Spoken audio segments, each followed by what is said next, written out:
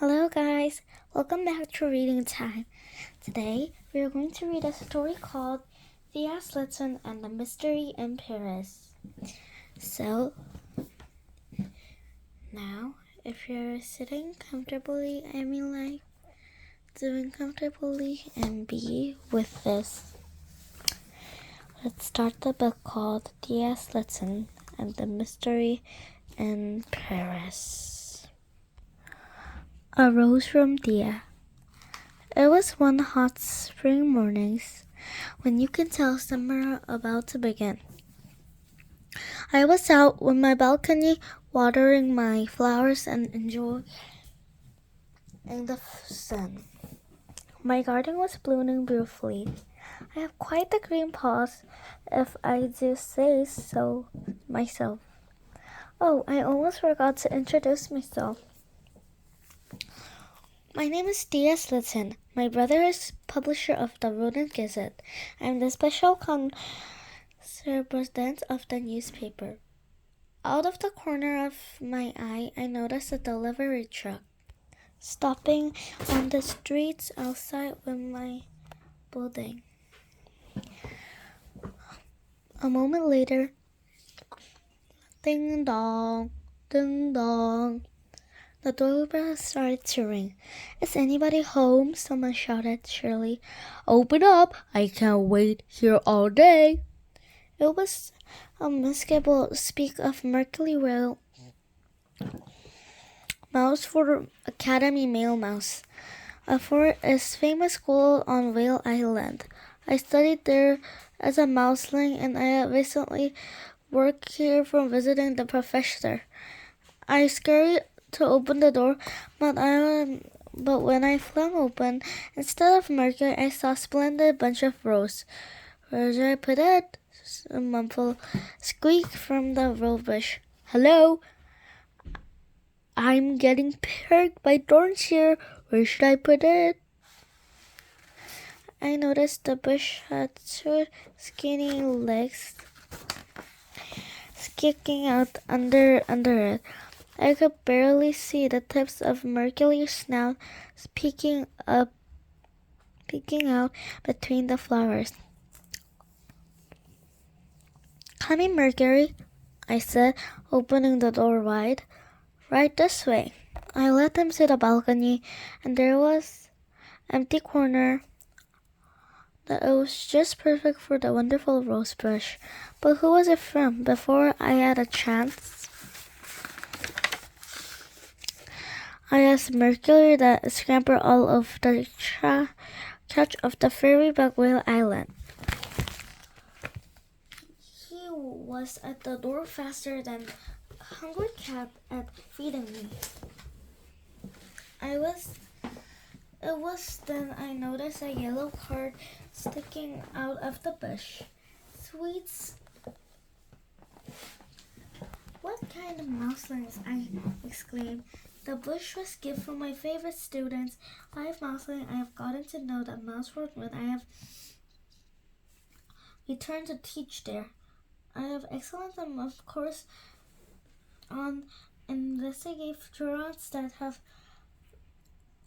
even helped me solve a mystery. They decided to name after them Thea's sister. I turned the card over to see if there was anything written on the back, and I found this message. Check your email. We sent you the story and photos from a latest adventure in Paris. I hurried to my laptop and turned it on. Sure, there was a long, juicy email from Colette, Nikki, Palma, Polana, and Violet. So I myself comfortable in my lawn chair and proposed in the laptop on my knees and began to read. The 5 Mousing latest adventure had started in the school break. As I read the first paragraph, I knew that I found a perfect story from the new book.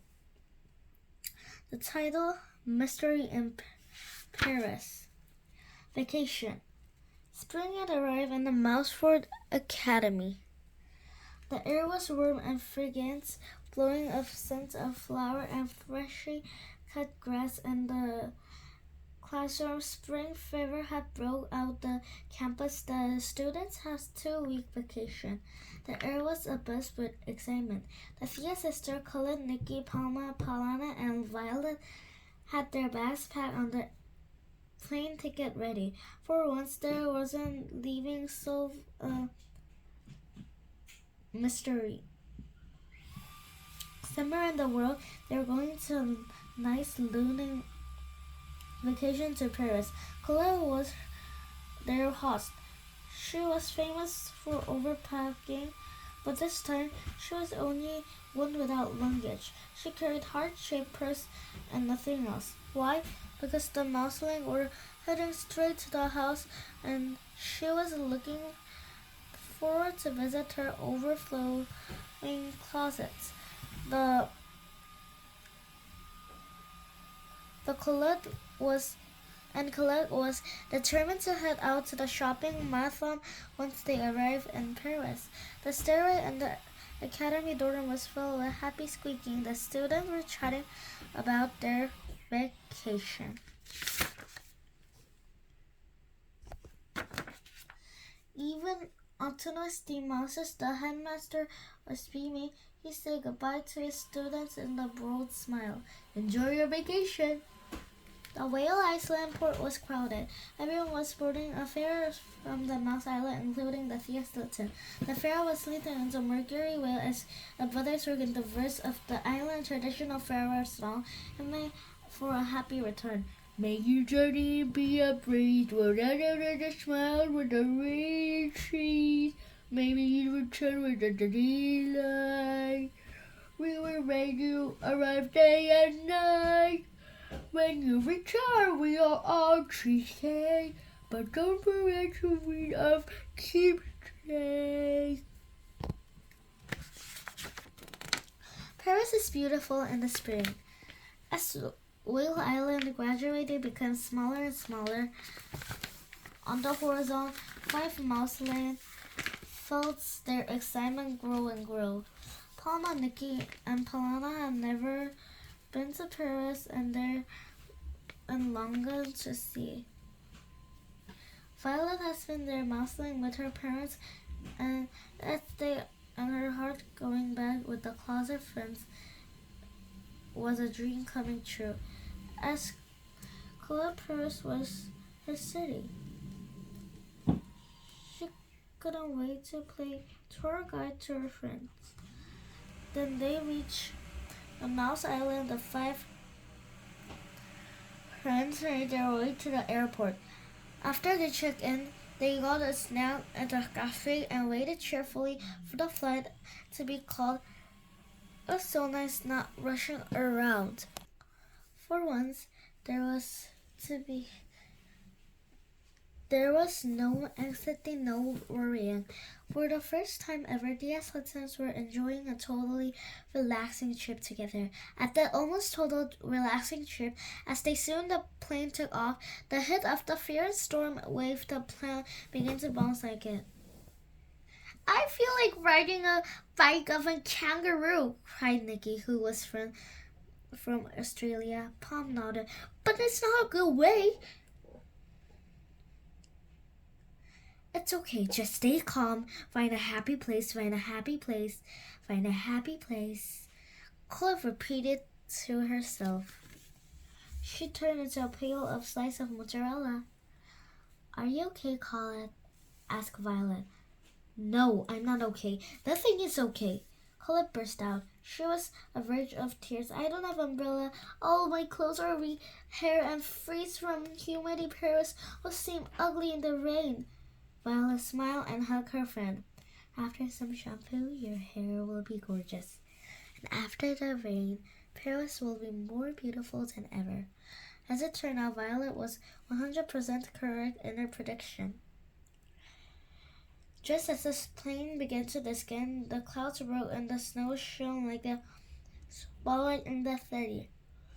The roof of the building seemed to sparkle from the rain, and the beautiful rainbow framed to the whole sense. Amazing, called Palma. Her eyes were glued in the city that stretched out before them. Now that's what welcome sign, cried Palma, pointing to the rainbow. That's fabulous, cried Nikki. Colette smiled happily. You see, Paris just like me. I love making dramatic entrance.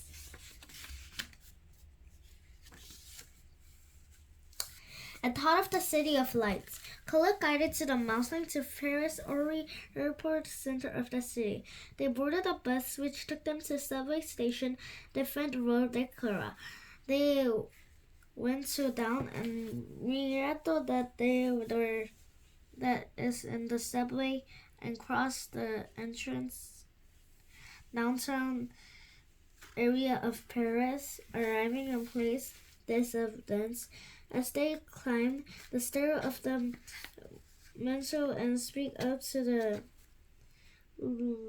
luminous open square, Mouseling a little disoriented, but Colette didn't give them a minute to get the bearings. Backpacks on, Mouseling, let's go. Move those tails, she instructed her friends with smile. Colette's parents didn't live in Paris. In fact, Colette has grown up in the town of Arras in Provence, but when Colette was in high school, her older cousin Julie moved to Paris together while Colette's parents were traveling. Julie and Colette share small apartments that where Westia Stilton will be living it up. During the vacation, the mousers scampered a very narrow, very steep road. They will climb a stairway and another still. Where are you taking us? Into the top of Himalayas? Palma asked, panting. We're not at the Blue Mountains, the mountain Blue Marches, explained Colette. I'm French. Bateau means hill, the highest point of the Paris. The mousing spotted the white dome of the Scarabcolo Basilica high above them. At last they arrived at Colette building. It was tall and narrow with old-fashioned feel to it.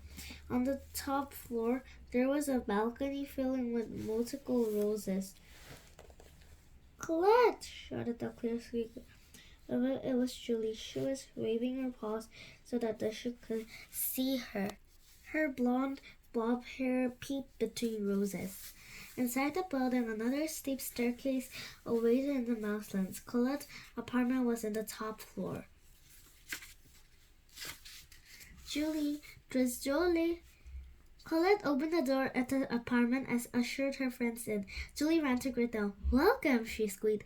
Colette tightly in her arms and rushed to Palma's bed. Did you have a good trip? You must be exhausted, for things, and hungry too. The trees on the airplanes are always moldy. You must be starving. Julie spoke very quickly. She was a small mouse, but she seemed to have a bundle of energy. She kissed each mouse on the cheek and led them into the living room. Tom, Violet, Nikki, and Palma were too exhausted to be polite. They closed into comfy couches, sighing with relief. Julie and Colette disappeared into the kitchen and came back a few minutes later, a tray of cold drinks and cheese and crackers. Snack juice, Julie offered. Don't be shy. Have something to eat.